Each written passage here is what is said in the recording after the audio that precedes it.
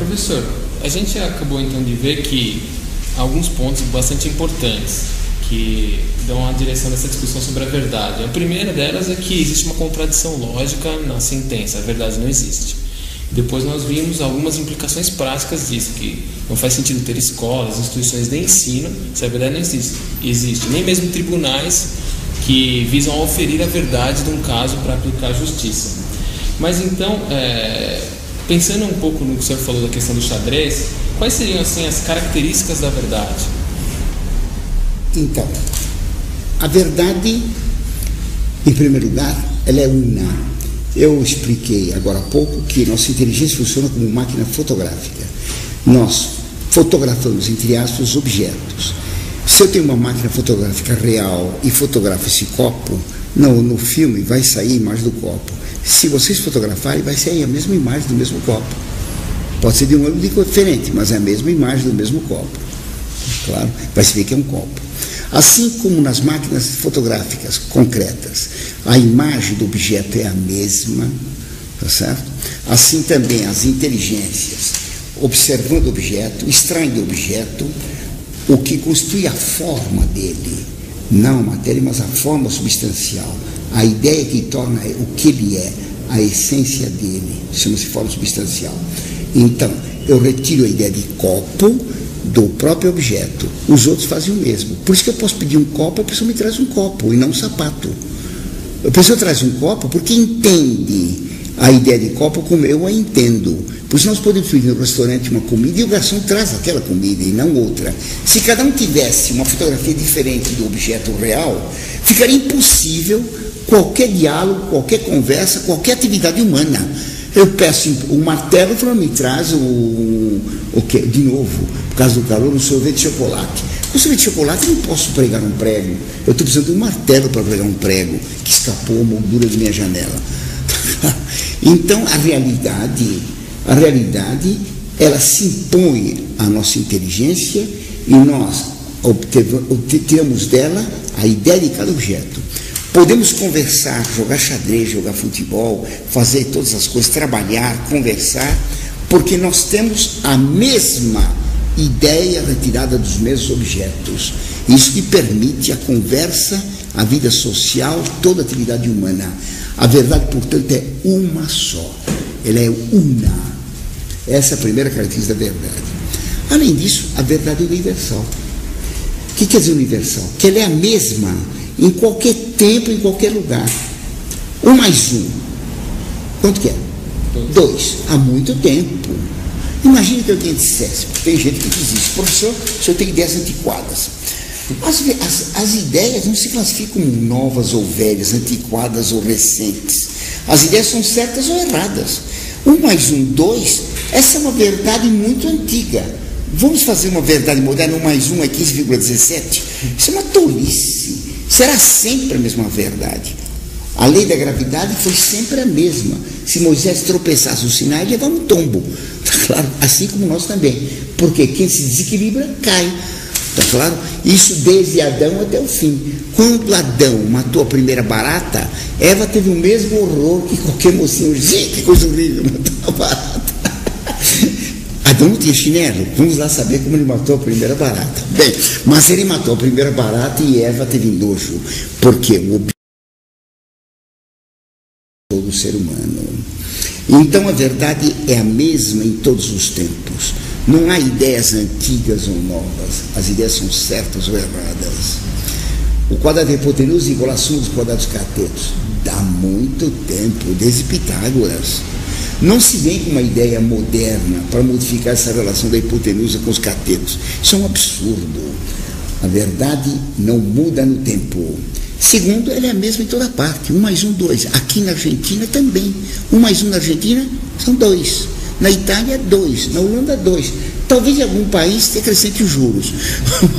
Mas a verdade é que 1 mais 1 são sempre 2. A verdade é a mesma em todo tempo e lugar. A verdade é universal no tempo e no espaço. E por isso a terceira característica, a verdade é imutável. A verdade não muda. Quando se afirma que a verdade muda, está dizendo-se que Deus que criou o céu e a terra mudou. E por isso que a realidade mudaria.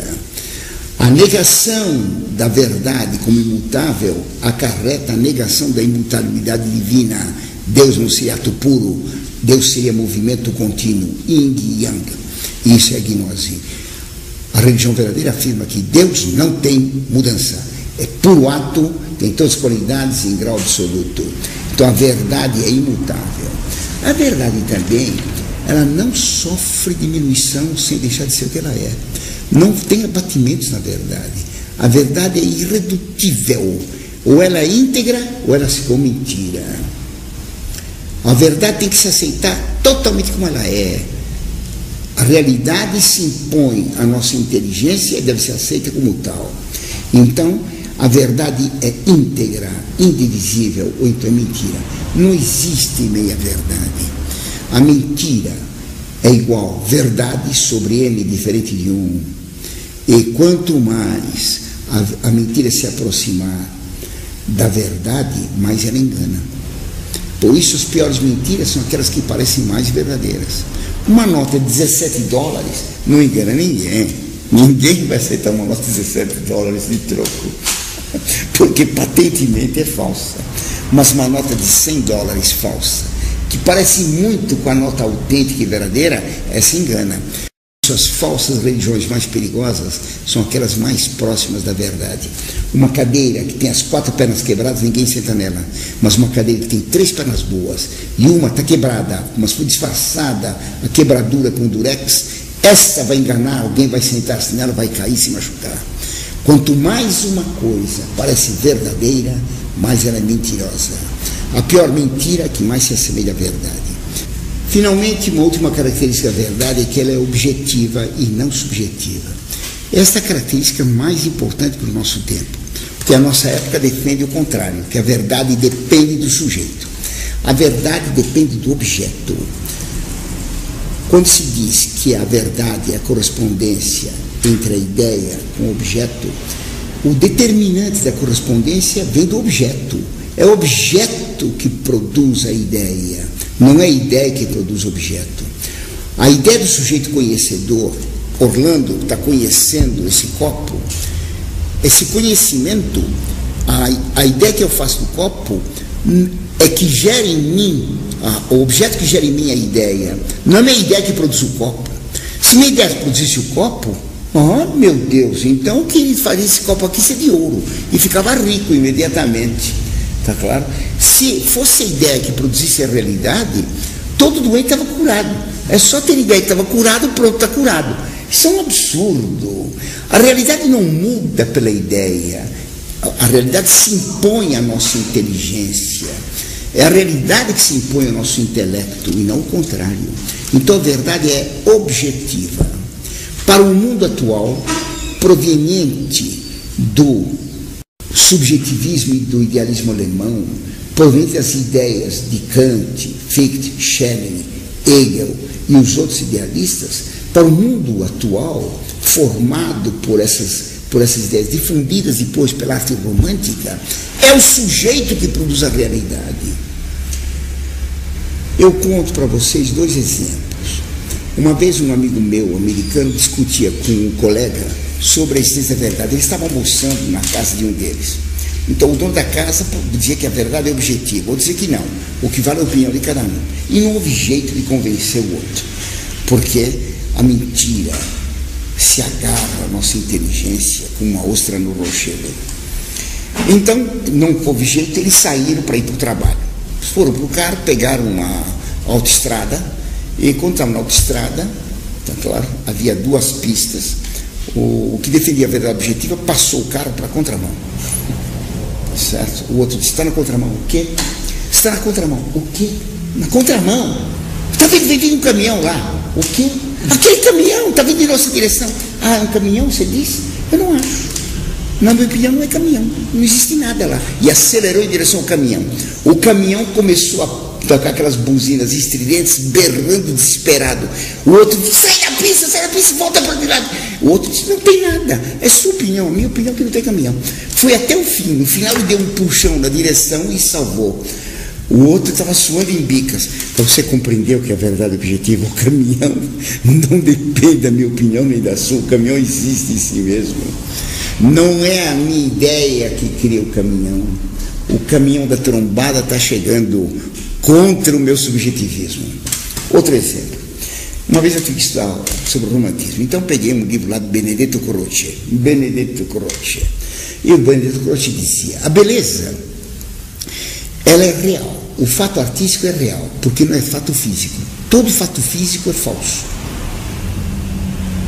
Toda realidade física é falsa. A única coisa verdadeira é a artística. A única coisa verdadeira é o imaginado. Um absurdo. Toda a realidade se impõe ao nosso intelecto. A verdade é a correspondência da ideia ao objeto. É o objeto que impõe a ideia ao nosso intelecto, e não o contrário. Para o subjetivismo proveniente dos filósofos idealistas alemães, é a ideia que eu faço que produz a realidade. Isso é um absurdo. Então, o mundo é aquilo que eu imagino, é aquilo que eu penso. A realidade não existe, eu crio uma realidade com minha imaginação. Vocês estão imaginando assistir uma aula do professor Orlando, pura imaginação, vocês estão inventando o professor Orlando que não existe. Nada existe, só existe a ideia do sujeito. É o subjetivismo completo. Cada um então faz uma ideia da sua realidade, cada um tem a sua verdade, é o que se ensina nas escolas. Se cada um tem a sua verdade particular, pessoal, subjetiva, então não existe a verdade enquanto tal, cada um tem a sua. E o pior é que esse pessoal quer dialogar. Como dialogar se cada um tem sua verdade? Se eu tenho minha verdade, se tem a sua, não há troca de ideias possível. Não existe. Cada um tem a sua e está acabado. Só podemos dialogar se temos as mesmas ideias da realidade. Se eu peço um copo d'água, você me traz um copo d'água, que tem a mesma ideia de copo d'água e do pedido, me dá um copo d'água. Se não temos uma ideia comum, baseada no ser concreto, nós vivemos num mundo de sonho, cada um no seu sonho, e não podemos conversar nem dialogar. E, entretanto, a nossa época fala do diálogo, o diálogo dos loucos no hospício. O pauzinho é cachorro, o homem é lâmpada. O diretor pensa que o homem que está pendurado lá é lâmpada de verdade, e não quer tirá-lo, senão pensa que vai ficar no escuro. Uma loucura só. O subjetivismo é que criou esse ceticismo absoluto do mundo atual, o ativismo completo em que nós vivemos, a época do diálogo, em que ninguém entende coisa nenhuma do que está acontecendo. Por isso ninguém tem certeza, por isso todo mundo tem dúvida. E nas escolas, como dizia um poeta, verdadeiramente, falando desses maus professores, esses maus doutores, chamando eles "ce pauvre docteur de doute", esses pobres doutores de dúvidas, esses professores que não acreditam no que estão ensinando, que julgam ser só sua opinião pessoal. Como pode corrigir um aluno se ele acredita que cada um tem sua ideia? Não pode marcar nada errado e não pode dizer que nada é certo. Vale tudo. Tudo vale e nada vale nada. Por isso nada mais tem valor. A única coisa que vale é o tostão. Aí ele sabe fazer a conta objetiva. Você me devolveu menos troco que eu tinha direito. Pega a tabuada. Aí ele exige do cobrador a devolução do troco objetivo.